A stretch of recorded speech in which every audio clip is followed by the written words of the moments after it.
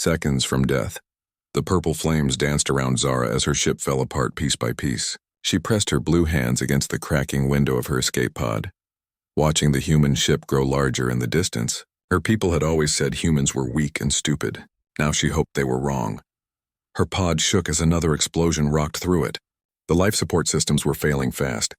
Red warning lights flashed everywhere. She had maybe 30 seconds of air left. Captain Lisa Martinez watched the alien escape pod spinning out of control through the bridge window. The small craft was breaking apart as it tumbled toward the gas giant below. "Captain, that pod will be crushed in 20 seconds if we don't act now," said her pilot, Amy Johnson. Lisa did not think twice. "All power to the rescue beam. Lock onto that pod." "But Captain, it's an enemy ship," said her weapons officer, Kate Brown. "Command said to destroy all alien craft." "That's not an alien craft," Lisa said firmly. "That's someone who needs help."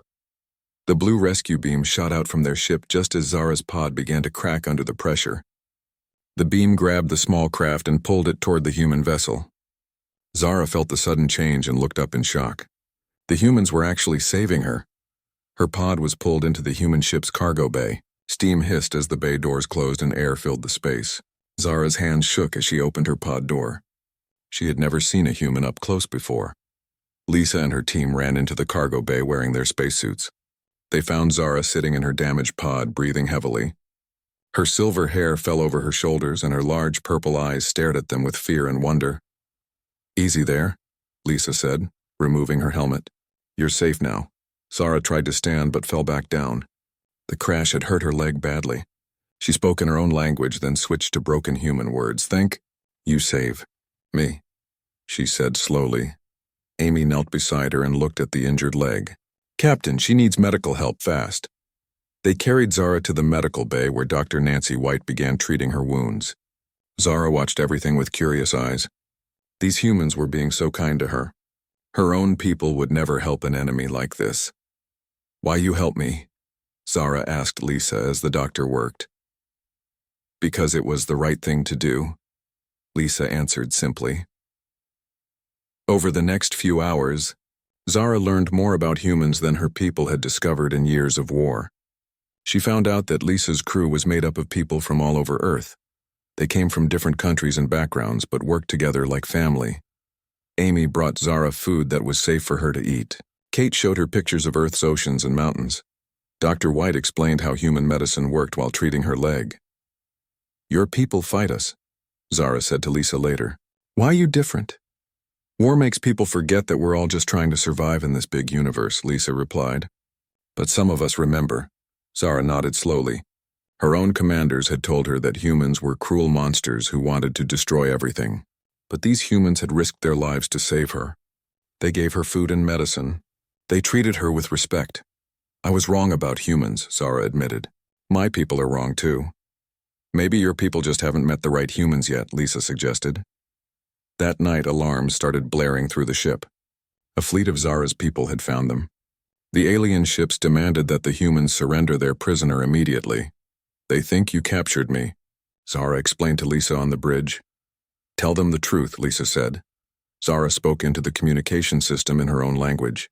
She explained how the humans had saved her life. She told her people about the kindness she had received.